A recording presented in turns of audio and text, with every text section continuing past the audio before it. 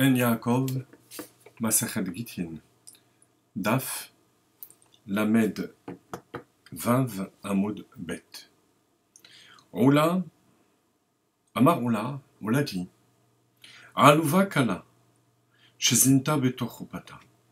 Au sujet de la faute du veau d'or, la fiancée est impudente, honteuse, car elle a commis un adultère sous sa choupa, sous son dé nuptial.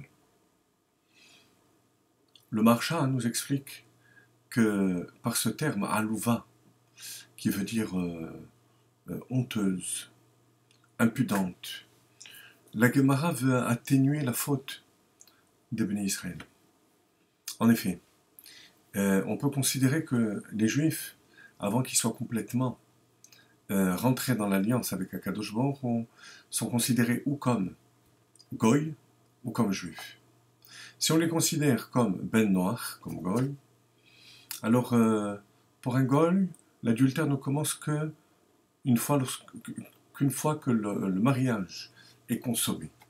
Alors pour les Béné Israël, puisqu'ils étaient sous la choupa, sous le dénuptial, le mariage n'était pas encore consommé. Quand est-ce qu'il va être consommé? Lorsqu'on accomplira les mitzvot, essentiellement le Mishkan, ou l'époque de Purim, Ki Muha. Mais entre-temps, donc il n'est pas le statut de marié, en tant que Goy.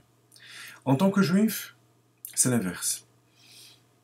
Une fois qu'on passe par la choupa, alors la mort qui est infligée est moins sévère que celle d'avant la choupa. En effet, avant la choupa, la fiancée est considérée comme aroussa. La peine de mort qui est appliquée, c'est la lapidation. Alors que pour une femme qui est passée par la choupa, le châtiment est moins sévère. On voit donc, et c'est l'enseignement déjà de ces quelques mots, que lorsqu'il y a une faute, il faut toujours atténuer la faute. Et melamed zchut, comme Rabbi Levi Yitzhak de Berdichouv, comme tous les tzaddik émet, qui est en premier Moshe Rabbeinu, qui atténuait la faute des Béné Israël. Alors, la gravité, malgré tout, extrême, de cette transgression de la faute du veau d'or, est exprimée par Oula avec les termes Betor Choupata, à l'intérieur de sa choupa, sous sa choupa. Normalement, on aurait dû dire Tachat Choupata, dit le Ben Ishraï, signifie le Ben Ishraï. Pourquoi Betor Choupata? On va l'expliquer tout de suite. Remarquez simplement que Tor Choupata, à l'intérieur du mot Choupa, je Pevav. Pevav qui fait 86, la Gematria, la valeur numérique du nom Elohim, c'est-à-dire la manifestation de Dieu qui s'habille dans la nature. Mais avant tout, la suite de la Gemara, Amar Rav Mari, Bera de Bat Shmuel, Rav Mari, le fils de la fille de Shmuel, dit Maïkra, Acha Melech Sibo, Nerdi, Natan Recho. Le roi, alors qu'il était à son mariage, son odeur, littéralement, Natan Recho, a été donnée. Qu'est-ce que ça veut dire qu'elle a été donnée? Ça veut dire que la bonne odeur s'est échappée. Comme les commentateurs expliquent, que normalement il aurait fallu dire que ça sentait mauvais. Lorsque une situation est dramatique, comme celle de la faute du veau d'or, alors on dit que ça sent mauvais. Mais, Amarava Adain Chavivuta Rugaban, Dirtiv Natan Veloktiv Isriach. Rava dit que malgré tout, le Passouk n'a pas voulu employer un mot négatif, Isriach, sentir mauvais, que la faute du veau d'or, avec sa santé mauvaise, on emploie le mot Natan Recho. Ça a donné l'odeur. Alors, on va expliquer bien sûr cette notion de donner l'odeur, qui a une connotation positive, malgré la faute du veau d'or. Mais tout d'abord, Torchupata, le Ben Ishraï explique la chose suivante. Lorsque les Ben Israël font la faute du veau d'or, ça s'exprime de deux manières. Une manière pnémite, profonde, la fabrication elle-même.